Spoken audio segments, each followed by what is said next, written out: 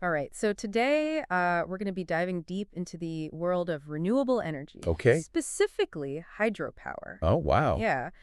Our listeners wanted to learn more about it, so Right. we're going to be exploring the potential of it, especially compared to solar. Okay. And then also how batteries fit into this whole picture. Right. You know? Uh-huh. You even sent us some essays about this concept called pumped storage hydroelectricity, Oh, cool. which is basically acts like a giant water battery. We got a lot to unpack, so Yeah. let's get started. So what's interesting about this whole thing is Yeah, this isn't about picking a winner between hydro and solar. right. Each one has strengths and weaknesses depending on the context, Okay. location, the energy needs, and the environmental considerations. Right, that makes sense. The essay Hydro versus Solar really dives into this, Yeah. saying hydropower is incredibly reliable, able to consistently provide that baseline power that a grid needs. Yeah. And these plants can operate for decades. Yeah, it is like a steady workhorse, you could say. Okay. But Yeah, the essay also points out how the cost of solar has plummeted, right. making it a fierce competitor. Yeah, And its decentralized, nature-think, rooftop solar panels opens up a lot of possibilities, right. especially in areas where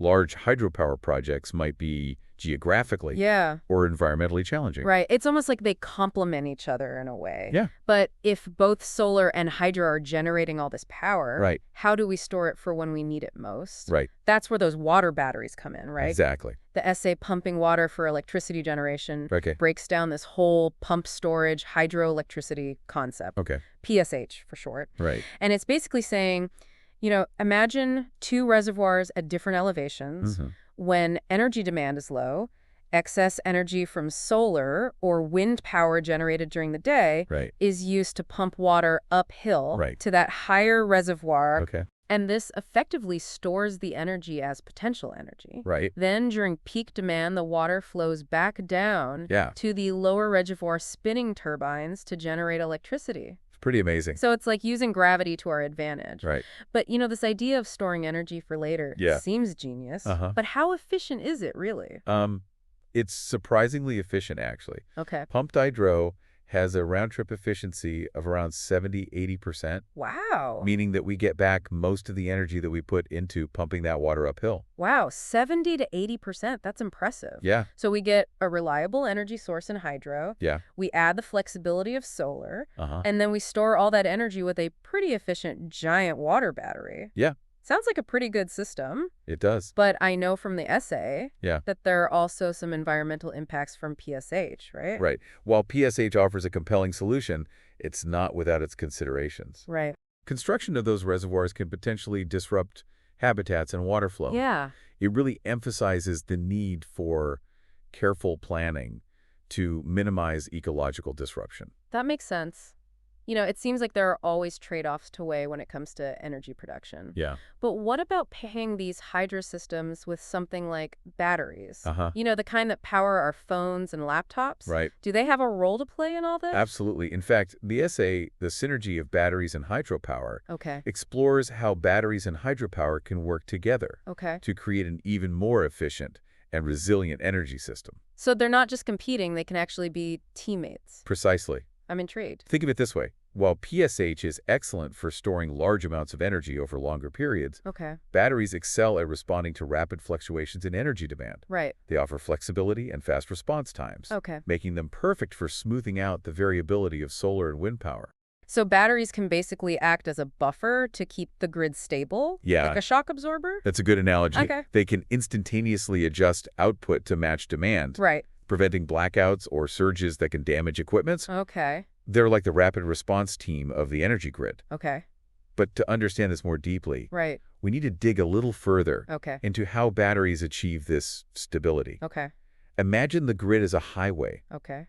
When there's a sudden surge in demand, Yeah. it's like a traffic jam. Okay. Batteries, with their rapid response, Right. can immediately smooth things out, Okay. keeping the energy flowing smoothly without disruption. Right. They prevent those system overloads that can lead to blackouts. Okay, so they prevent those system overloads that can lead to blackouts. Exactly. Okay, so PSH handles those large-scale, Right. long-term energy needs. Right. And batteries take care of the quick adjustments and keep the grid stable. Yep. It sounds like they really complement each other. They do. But before we get too carried away with this futuristic energy dream team, Yeah. I think it's time to address the elephant in the room. Okay. Or maybe the dam in the river, so to speak. Okay. Earlier, we briefly touched on some of the environmental impacts of hydropower, Hmm. especially with those large dams. Right. The essay mentions run-of-river systems as a potentially more environmentally friendly option, Right? but how do they actually work?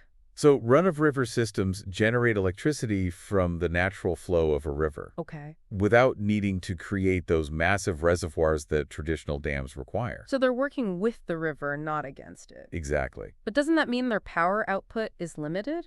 After all, rivers have dry seasons Right. and periods of low flow. Yeah, that's a valid point. Run-of-river systems generally have a lower maximum power output Right. compared to traditional dams, Okay. and their output can fluctuate with the river's flow. Right. But remember, this is where our energy dream team comes in. Yeah. Batteries can store excess energy generated during high-flow periods, Right. ensuring a consistent power supply even when the river's flow is low. So it seems like we keep coming back to this idea of a balanced energy portfolio, Yeah. utilizing different technologies to meet different needs. Yeah. But before we move on completely from hydropower, are there any other innovations or approaches to minimizing the environmental impacts? Absolutely. We're seeing a lot of research into things like fish-friendly turbines Okay. and improved dam designs to minimize disruptions to fish migration Right. and river ecosystems. Okay. There's also growing interest in using existing infrastructure, like canals and irrigation systems, Right. for small-scale hydropower generation. So it's not just about new technology, it's also about using what we already have in smarter, more sustainable ways. Exactly. Now, let's shift our focus to the battery side of this dynamic duo. Okay.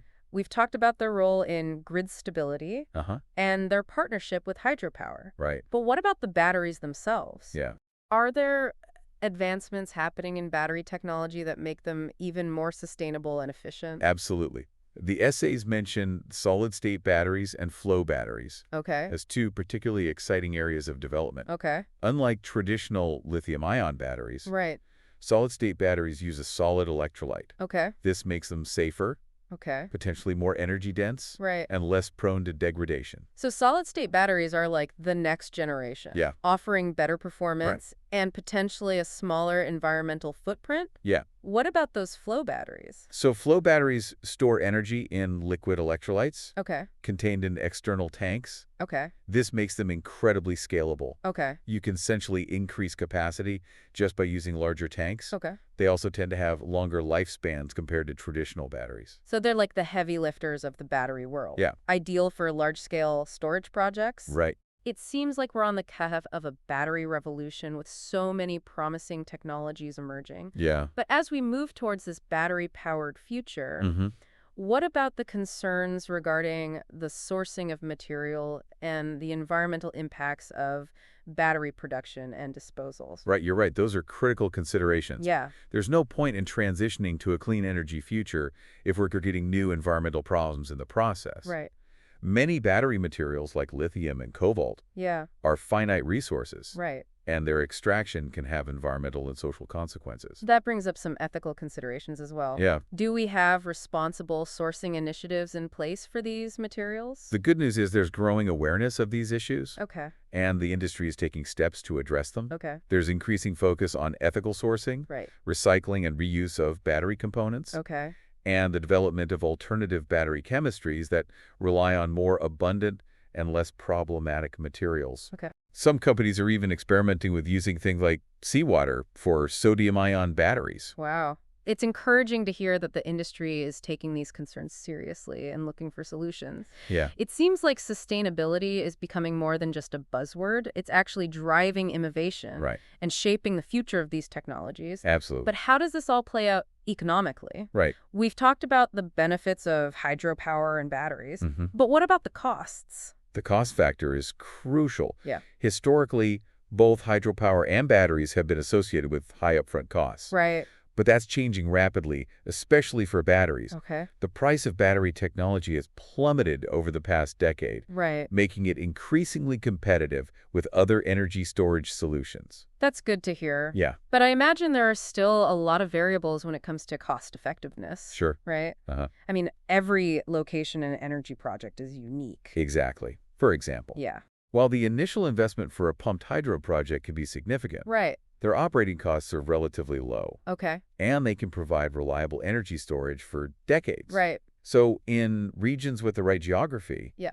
PHS remains a very cost-effective solution for large-scale energy storage. So it's not a one-size-fits-all situation. Oh, It sounds like we need to consider the specific needs, geography, and economic factors of each project right. before deciding which technology is the best fit. Exactly. But what about smaller scale applications like powering homes and businesses? Uh-huh. Where do batteries fit in there? As battery prices continue to decline, Right. they're becoming increasingly attractive for residential and commercial energy storage. Okay. Imagine a future where homes and businesses have their own battery systems, Okay. charged by rooftop solar panels, Right. providing backup power during outages or helping to reduce peak demand on the grid. That sounds like a future I can get behind. Yeah, We've covered a lot of ground in this deep dive. we have. From the mechanics of hydropower and batteries to their environmental and economic considerations, Yeah. it's clear that these technologies have a significant role to play Yeah. in our transition to a clean energy future. Right. But I'm curious about the human element of this transition. Okay. We can talk about megawatts and megawatt hours, but how do these technologies actually impact people's lives Yeah. on a day-to-day basis? That's a great question. The impact goes far beyond just keeping the lights on. Right.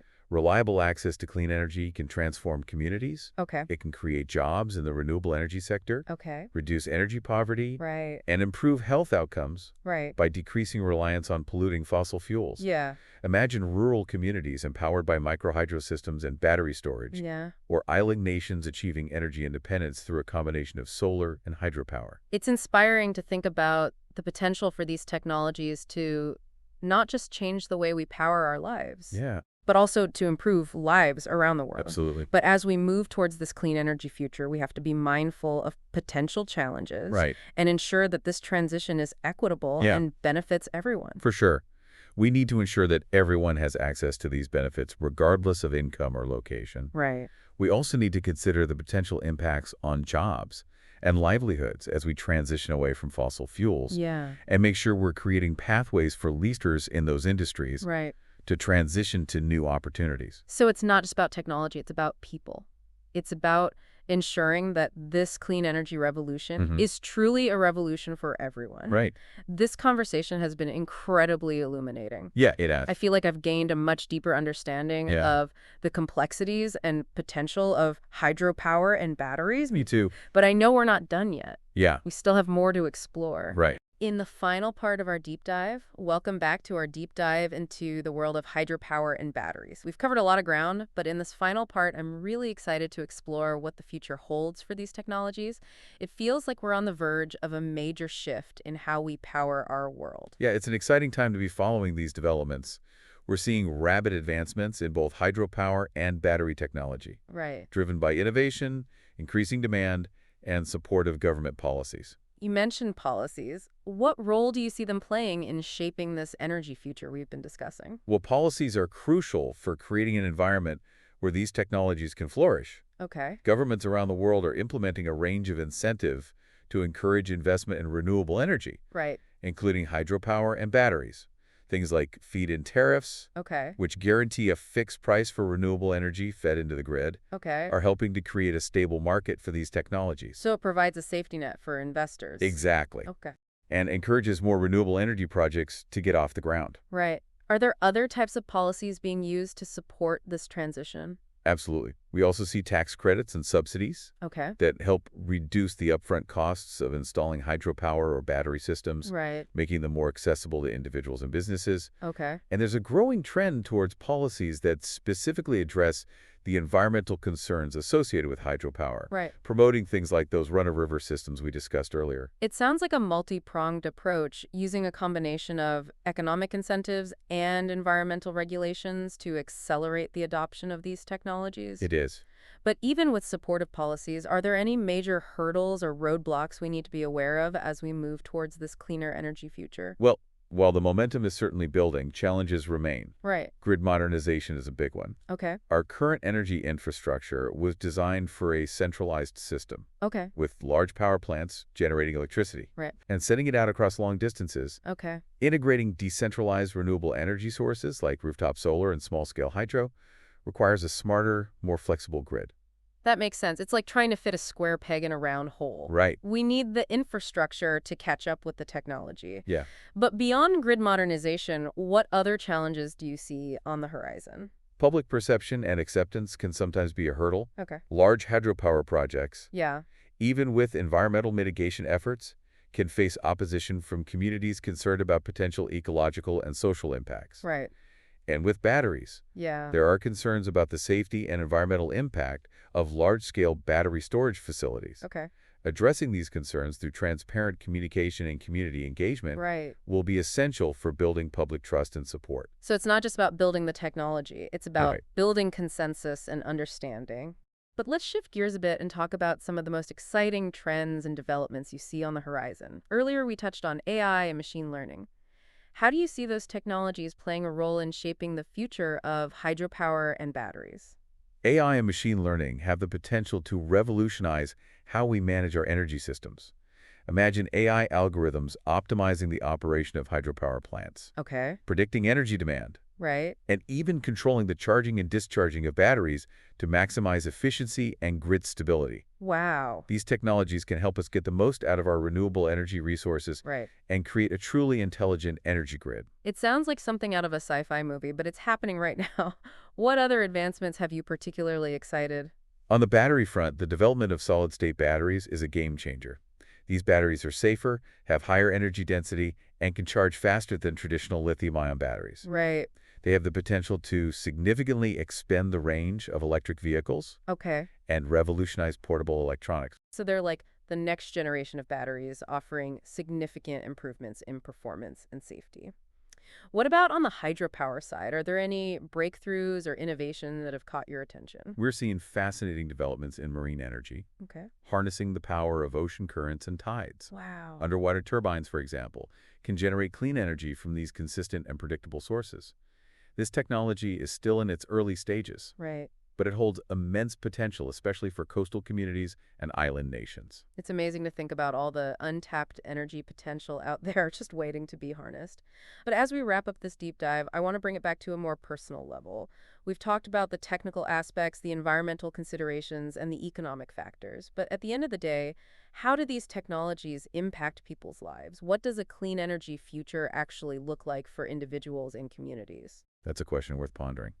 Imagine a world where clean energy is readily available and affordable for everyone. Homes and businesses powered by rooftop solar and battery systems. Right. Electric vehicles becoming the norm. Okay. And communities thriving on locally generated renewable energy.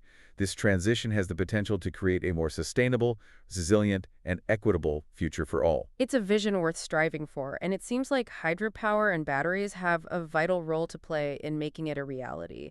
This deep dive has been an incredible journey, and I feel like I've gained a whole new appreciation for the complexities and possibilities of these technologies. It's been a pleasure exploring these ideas with you. And to our listeners, I hope this conversation has sparked your curiosity and inspired you to learn more about the fascinating world of clean energy. We've only scratched the surface, but hopefully we've provided you with some food for thought and a glimpse into the exciting possibilities that lie ahead. Thanks for joining us on this deep dive. Until next time, keep exploring, keep questioning, and keep diving deep into the world around you. Tuning in today for listening.